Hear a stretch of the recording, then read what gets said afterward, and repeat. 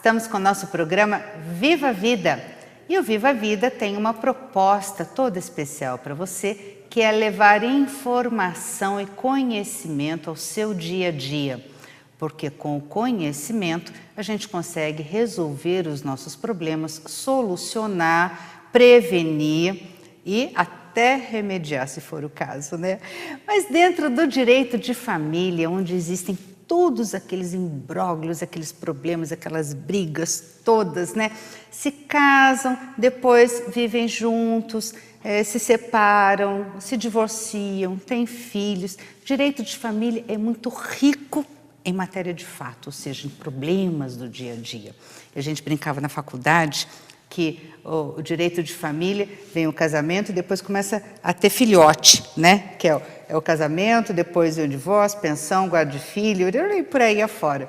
Mas todos esses problemas têm solução se você tiver informação e conhecimento. E nessa esteira, nós estamos aqui com o Dr. Jorge Alberto Passos Rodrigues. Dr. Jorge é juiz de direito da Vara de Família aqui de Taubaté e está aqui conosco, nos concedeu o privilégio dessa visita aos nossos estúdios justamente para tirar algumas dúvidas e trazer solução para aquilo que a gente precisa. Dr. Jorge, muito obrigada por estar aqui conosco. Eu que um privilégio agradeço, nosso. Muito obrigada.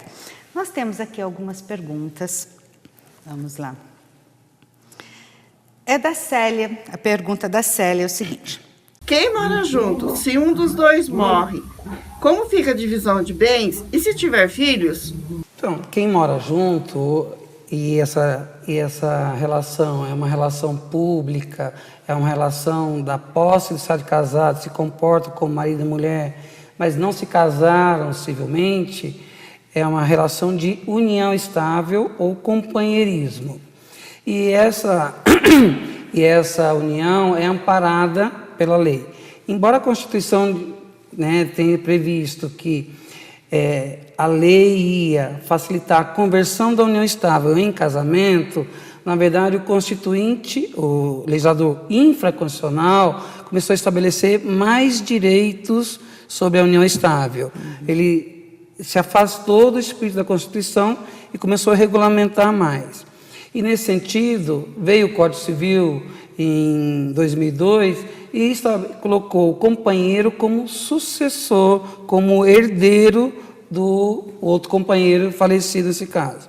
Então, no caso da telespectadora, se ele não tinha descendente, isso é filhos, não tinha ascendente, ela é a herdeira universal. Ah, muito bem. Agora, se eles tiverem filhos... Se eles tiverem filhos, a preferência é dos filhos. Então, mas preferência do que era dele. Porque se tem a união estável e ficar reconhecido que metade dos bens que tinha a pessoa falecida era dele, dela, em comunhão, em metade ideal, né? Então, metade já é dela, a outra metade é que vai ser dividida pelos filhos, que foram tidos com ela ou de outros relacionamentos. É a chamada comunhão parcial de bens, né, doutor Jorge? Então, na união estável, o artigo 1725 do Código Civil estabelece que, se não houver contrato escrito, o regime é da comunhão parcial de bens. Se houver contrato escrito, os conviventes podem escolher o regime que bem quiser, inclusive da comunhão universal, inclusive da separação total de bens. Isso é a escolha de cada um. E pode ser um contrato particular ou tem que ser um contrato público feito em cartório? Não, a informalidade é que é a regra.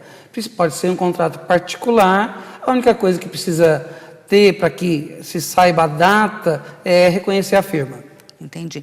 Uma vez me fizeram uma pergunta, que eu vou até inserir aqui, que foi muito interessante, que é o seguinte: pode colocar no contrato de união estável que, se houver traição, não tem direito a qualquer participação nos bens?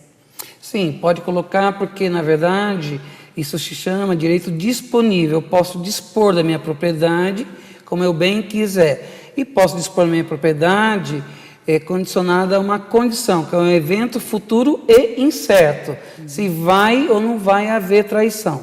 É claro que cabe discussão, só para poder apimentar a resposta. Lógico, né? Por que teria acontecido a traição? Será que o companheiro deu causa a isso ou coisa parecida? Mas, tirando a brincadeira, se é que é uma brincadeira, né? Muitas pessoas podem não achar isso, pode haver a cláusula sim. Ah, então ótimo. Agora, a outra pergunta é aqui da Rafaela. Ela pergunta o seguinte, doutor Jorge. Doutora Virgínia, eu casei e meu marido já tinha um terreno. Nós construímos a nossa casa, mas ele já tem 2 filhos do casamento anterior. Se ele morrer, eu vou ter direito na casa, já que nós não temos filhos? Então, vamos supor que no caso da telespectadora que fez a pergunta, não houve um contrato prévio para a união estável. Então, significa que é comunhão parcial de bens. Isso é, o que era dele antes de começar a união continua sendo dele, o que era dela antes de começar a união continua sendo dela. Isso significa, em direito, que não há comunicação dos bens. Muito bem. Então, o terreno é uma coisa incontrovérsia, isso é, só é dele.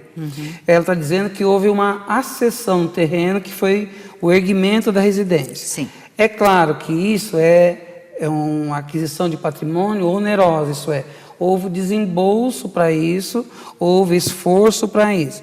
Então, a telespectadora vai ter direito à metade do valor da edificação. Então, no caso de falecimento do companheiro, o que vai acontecer? O terreno é só dos filhos, porque era só dele, e não tem nada dela. A casa, a edificação, metade já é dela, e a outra metade vai ser dos filhos, os enteados dela. Então, Jorge, para a gente encerrar essa questão, como pode ser aferido esse valor da casa? Como é que vai ser dividido isso? Então, isso é fácil, é a rotina no Poder Judiciário. Os laudos hoje dos peritos judiciais, eles avaliam o terreno, avaliam a edificação e somam ou dividem. Né? Vai ser criado quem chama de condomínio. E a lei estabelece, inclusive, que esse condomínio seja o mais brevemente extinto, porque é sempre fonte de confusão. Mas aí, tanto a esposa quanto a companheira têm o direito de habitação desse imóvel.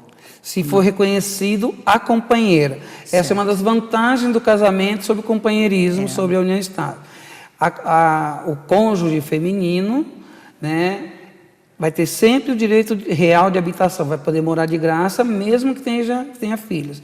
A companheira precisa de uma ação judicial prévia, declarando, reconhecendo que houve o companheirismo. Se houver uma declaração pública feita em cartório, supre essa declaração judicial? Não supre.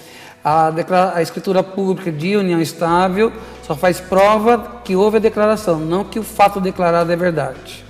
Olha que interessante. Então, Jorge, a gente vai para um pequeno intervalo, já retornamos com mais perguntas. Não sai daí que isso aqui está muito bom, hein?